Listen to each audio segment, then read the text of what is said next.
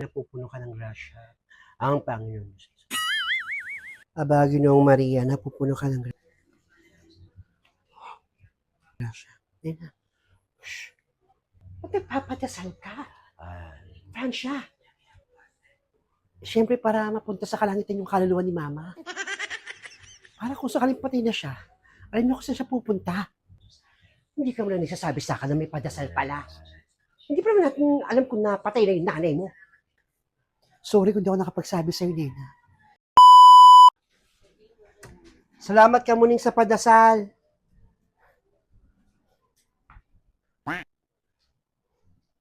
Francia, dapat nagsabi ka malang na magpapadasal ka.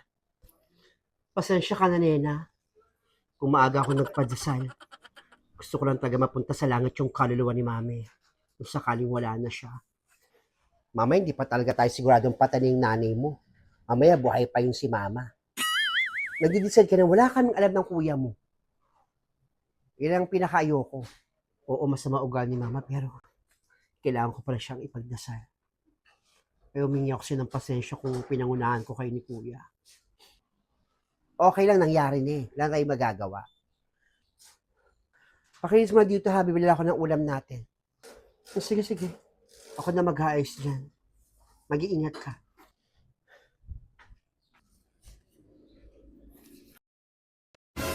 O Nena, o ano Nena, alam mo ba yung padasal ni Francia? Ay nako, parang hindi ko alam na magpapadasal yung babae niya si Francia. Tsaka yaan na yan. Nanay naman nila yun, ayoko nang isa sa sarili ko. Sa bagay, nanay naman nila yun. Huwag mo lang nag-iisip yan, may stress ka lang. Saan pupunta? Punta akong palengke, bibila akong ulam. O sige, ingat ka. Huwag may mga yero ka. Papagawa ko ng bubong, natulo ng tulo dun. Yung nakaraan umulan. Sana all may pampagawa. Sige, dyan ka na muna. Ingat ha. Nena, magandang araw pala sa'yo. Magandang araw din, Kapitan. Sa'yo nga pala kami papunta para sabihin sa'yo na sabi ng mga kapulisan na nakakilala ko na hanggang ngayon wala pa rin kami lead sa pagkawala ng biyanan mo. Kaya humingi ako ng pasensya. Ganun po ba? Siguro kailangan na lang taga namin tanggapin, Kapitan, na wala na si Mama. Ay nga, nagpadasal na nga si Francia. Tanggapin ng patay na yung nanay niya. Ganun ba? Naku, ba't naman nagpadasal? Wala pang nakikitang bangkay. Si Kapitan tsaka si Nena. Ay naku, Kapitan, tumigil ka nga. Mukhang wala naman taga kayong ginagawa para mahanap si Aling Adelpa. Para kahit papaano, meron man lang update sa pangyayari. Hinahanap. Pero maghapon mga nakaupo sa kanila mga lungga. Kaya lalaki na ng mga bilbel. Hindi yan totoo, Feli. Meron kaming ginagawa para mahanap si Aling Adelpa. Ayoko na makipagtalo sa'yo. Ewan ko siyo, Kapitan. Sige, Nena. Ayoko lang muna makipagtalo kay Feli. Marami pa kaming kasong haharapin sa barangay. Salamat ulit, Kapitan. Ano ka ba, Feli? Ang bunganga mo. Pasensya ka na, Nena. Sasabihin ko kung anong gusto kong sabihin. Wala akong pake. Ikaw talaga, minsan nga, yung pahiging prangka mo, ilagay mo nga sa lugar. Mamaya kaning Kapitan, ikaw, ugali mo. Ipatumba niya. Pero salamat pa rin. Malay mo nga mo lang ginagawa yung si Kapitan. Tsaka mo, punta mo na akong palengke. Ingat. Nena, magandang araw pala sa'yo. Magandang araw din, Kapitan. Sa'yo nga pala kami papunta para sabihin sa'yo na sabi ng mga kapulisan na nakakilala ko na hanggang ngayon wala pa rin kami lead sa pagkawala ng biyanan mo. Kaya humingi ako ng pasensya. Ay naku, Kapitan, tumigil ka nga. Mukhang wala naman taga kayong ginagawa para mahanap si Aling Adelpa.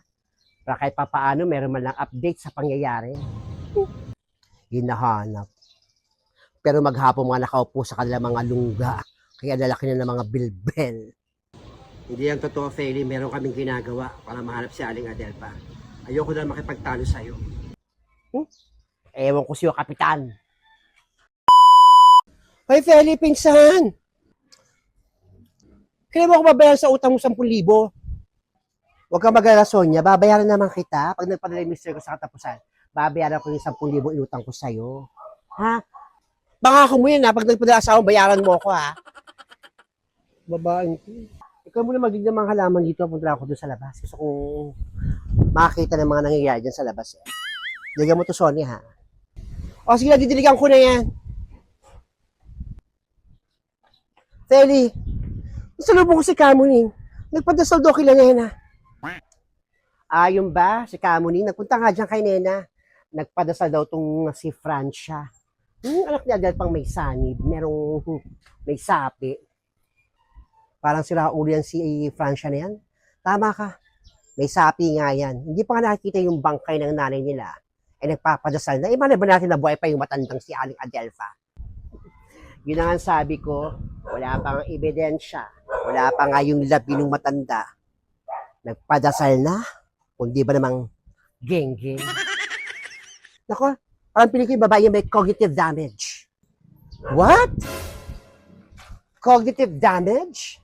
Ano ibig sabihin yan, Virgin, ito sasabi mo? Cognitive damage, yung may problema na sa pag-iisip, may sira na yung utak, gano'n. Narinig ko sa seminar ng anak kong kumukuha ng BS Psychology. Dami tong alam ni Virgil. Sige, dyan ka na, Peli. O, sige na. Baka magka-cognitive damage ako sa mga pagsasabi mo. Nang-high blood ako niya kay Francia. Meanwhile, Kapitan, magandang araw. Magandang araw din. Kamusta nga pala, Kapitan, yung kaso ni Aling Adelfa? Bakit ka mag-anak ka ba? Hindi po. Anak ka ba? Hindi rin. Hindi naman pala eh. Wala kang karapatang malaman. Smusa.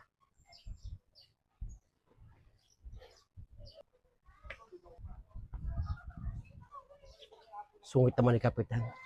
Bek-bek naman. a few moments later. Virgiline, nakita ko si Kamuning kanina. Galing kila Nena. Anong meron? Ayun ba? Nagpadasal na si Francia at patay na rin yung nanay ni Francia, si Aling Adelfa.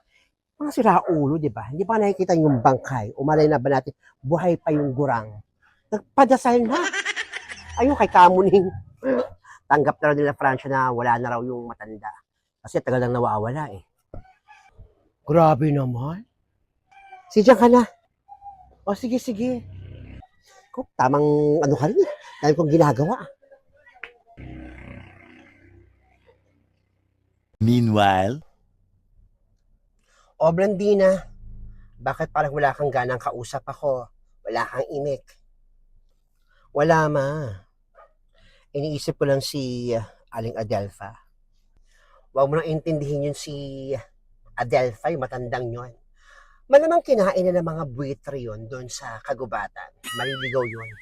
Hindi niya alam ang daan patungo sa kapatagal. Huwag ka nang mabahala. O sige, teka lang. Itatabi ko lang itong sasakyan ha. Tatawagan ko si Alicia Bu. Sige nga ma. Tawagan mo nga si Alicia Bu.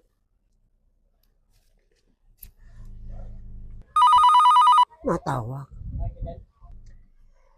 Hello, Alicia Bu. Hello? Sino to? Si Madam ito. Oh, Madam. May tatanong nga ako sa'yo. Ang tatanong nyo? Kamusta nga pala si Aling Adelfa dyan? Nahanap na ba yung matandang yun? Naku, Madam. Wala pang balita hanggang ngayon kay Aling Adelfa. Malamang baka nga tegi na yun eh. Kasi nagpadasal si Francia. Talaga? Sumuko na sa paghahanap ang mga angkan ni Adelfa. Tanggap na rin nilang patay na si Aling Adelfa. Kaya nagpadasal na.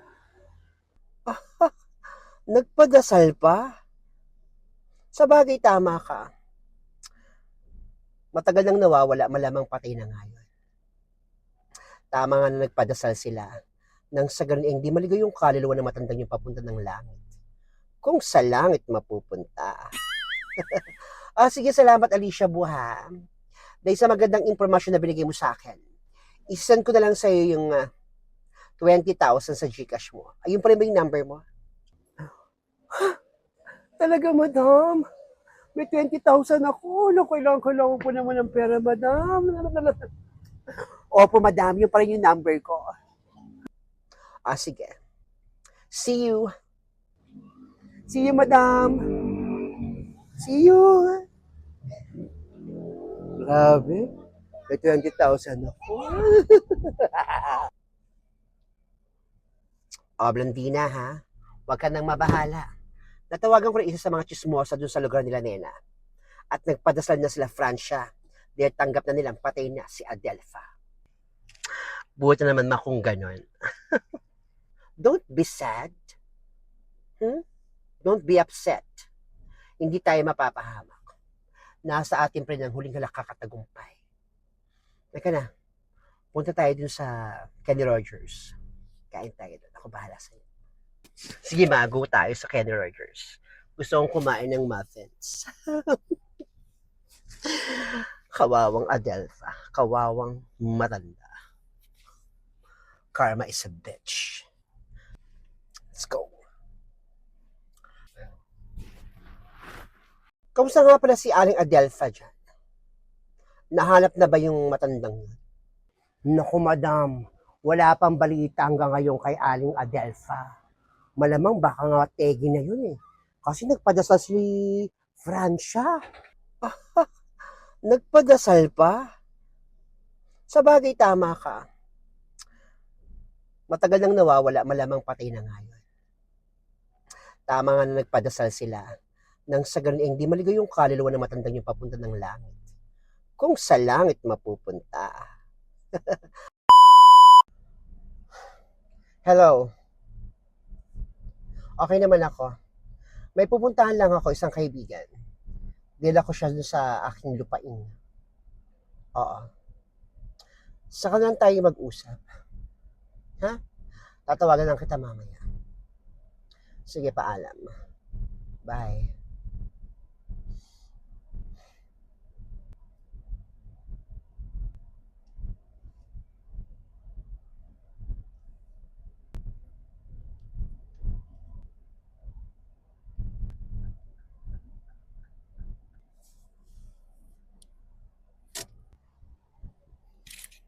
Si Aling Adelpha.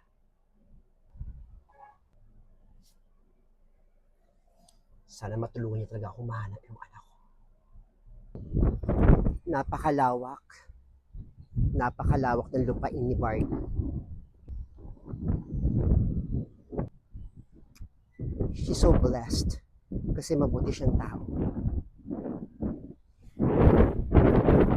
Ang swerte kapag nakita niyo yung kanyang kaisa-isang anak.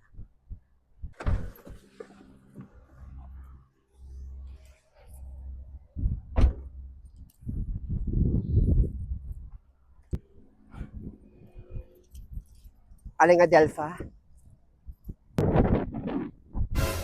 Barbie? Napakalaki ng lupain mo, Barbie.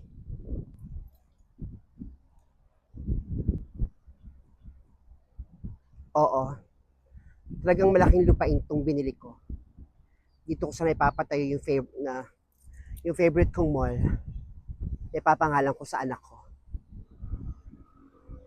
Pero sa oras na makita ko yung anak ko, Aling Adelpha, magpapatayo ako dito ng orphanage at ipapangalan ko sa kanya. Dahil mula ngayon, ang nasa puso ko ay tumulong sa mga bata. Ganun ba? Napakabuti na ganang puso mo.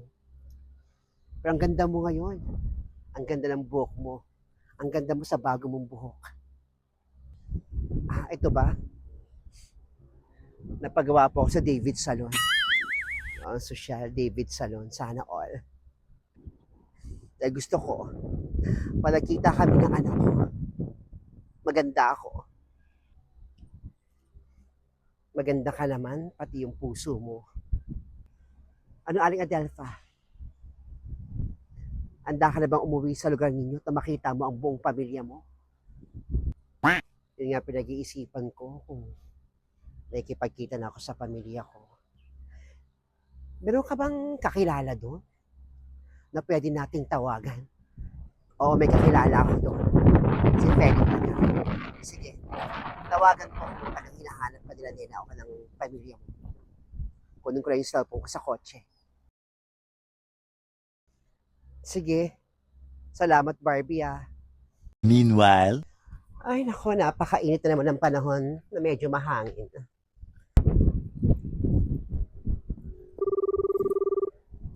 Sino to, ah? Hello. Hello, Feling Taga. Si Barbie to. Yes? Yung tinulungan mo para mahanap yung anak kong nawawala. Ah, okay. Tama, tatandaan ko na. Bakit? Nakita na ba si Aling Adelpha? Hanggang ngayon, hindi pa rin nahanap kung nasaan yung matandang yon. Wala pa rin kaming information about kay Aling Adelpha. Hinahanap ba siya ng kanyang pamilya o ni Nena? Aba, syempre. Hinahanap siya ng kanyang buong pamilya. Alas ikapraning na nga ni Francie. Ikabaliw ni Nena, mahanap lang yung matandang yon. Nagsumbo na sa polis, nag-post na ng mga larawan, at nagpunta na sa barangay para lang malaman kung nasaan yung matandang yan. Kaya lang wala impormasyon eh. Kaya tanggap na lang ni Nena na patay na si Aling Adelpha. Buong pamilya ni Adelpha nagluluksa dahil sa kanyang pagkawala o dahil sa kanyang pagkamatay. Dahil matagal na ilang buwan nang hindi nakikita yung matandang yon. Ganun ba? Sige, Feli. Maraming salamat sa'yo. Okay, walang anuman. Sige, salamat din. Sige. Chismosa. Napatawag para tanongin lang si Aling Adelpha. Pero sa bagay, dahil si Aling Adelpha ang siya nakakaalam kung nasin yung kaisa-isa niyang anak. Kawawa naman. Kung talagang patay na si Aling Adelpha, siyang susi para mahanap yung anak niya. Wala nang chance para makita silang mag-ina. Kawawa. Anong sabi? Anong sabi ni Feli?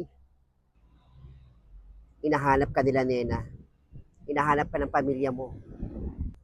Talaga, hinahanap nila ako. Kaya lang iniisip nila na patay na kayo. Masakit sa kanila, pero kailangan lang tanggapin na wala na kayo. Pero, ano po bang plano nyo? Magpapakita na ba kayo sa kanila? Para, sa ganun hindi na sila mag-alala. Oo, magpapakita na ako sa kanila. Na miss ko na silang mayakap. Halika na. Iyatin ko na sa pamilya. Sige. Halika na. Barbie. a few moments later. Aling Adelpha, nandito na tayo sa lugar ninyo. Handa ka na ba magpakita sa kanila? Oo. Handa na ako. Handa ko na makita yung family ko. Ito na. Hindi tayo atras. It's about time to see your family again. At it is also about time na harapin mo ang mga kalaban mo. Tama ka. Dapat ko nang harapin yung mga kalaban ko niyan. At syempre, tulungan mo akong makuha yung anak ko. Oo. Tutulungan kitang makuha ang kais-isang anak. Para hindi naman sila mabigla na makita ka. Yung banda na gamitin mo, ipantakip mo muna sa mukha mo. Sige. Halika na.